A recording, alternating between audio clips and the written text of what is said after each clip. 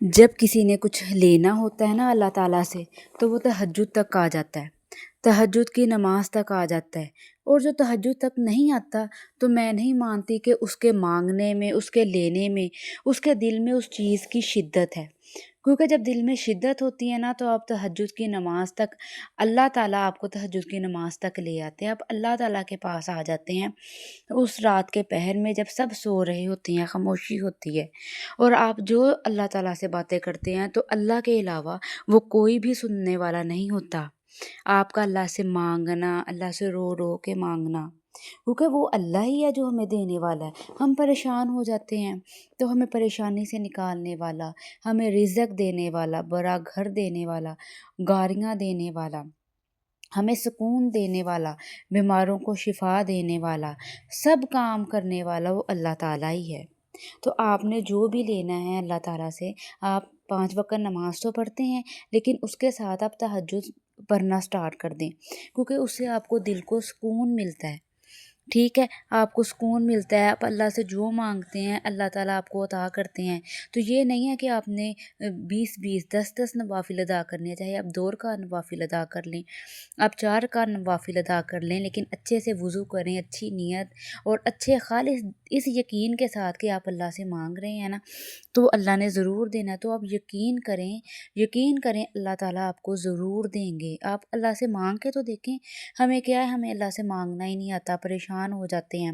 ہم لوگوں کے دروازے پہ جاتے ہیں نا، ان سے کبھی کچھ مانگتے ہیں، اچھا آپ ادھار ہی مانگ لیں 2000، تو وہ ناراض ہوتے ہیں، پریشان ہو جاتے ہیں کہ یہ کیا میرے سے لینے آ گیا۔ لیکن اللہ تعالیٰ چاہتے ہیں کہ میرے بندے میرے آگے ہاتھ اٹھائیں، میرے سے مانگیں۔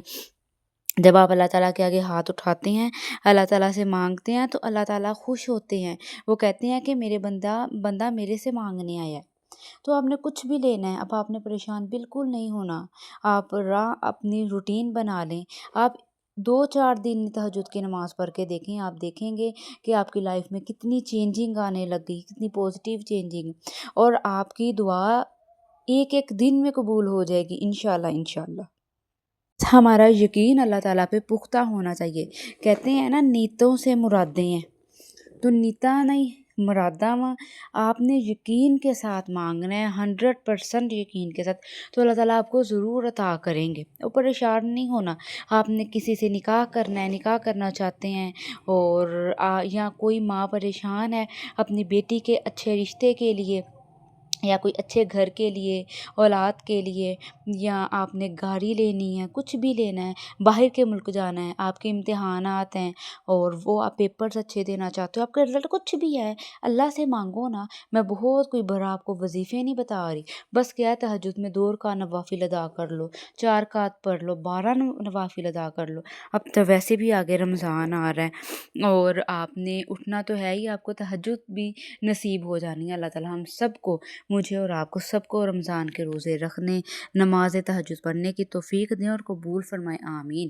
آمین ضرور کمنٹ میں لکھ دیجیے گا اور ویسے بھی کہہ دیجیے گا۔ اور تو پھر آپ کے پاس بڑا پیارا اور سنہری موقع آ رہا ہے کہ اس رمضان المبارک میں اللہ تعالیٰ کو راضی کر لیں، اللہ کو منا لیں۔ تو اب رمضان آ رہا ہے، کیوں نہ اس کی پہلے سے بھی آپ تیاری شروع کر لیں اور نماز وغیرہ کی اپنی روٹین ٹھیک کر لیں اور تہجد کر لیں۔ ابھی اگر آپ سے تہجد میں سستی بھی ہو رہی ہے تو چلیں کوئی نہیں، رک جائیں، بس اب کچھ دن باقی ہے، رمضان آ رہا ہے، تو آپ رمضان میں مانگیں اللہ سے رو رو کے۔ تو اس کے علاوہ بھی تہجد کا وقت، ٹائم بہت برکتوں والا ہے، تو اس ٹائم اللہ سے مانگیں تو وہ آپ کو ضرور ملے گا۔ اور اپنی بہت سی دعاؤں میں یاد رکھیے گا، پریشان نہیں ہونا، چینل کو سبسکرائب کر دیجیے گا۔ اللہ حافظ۔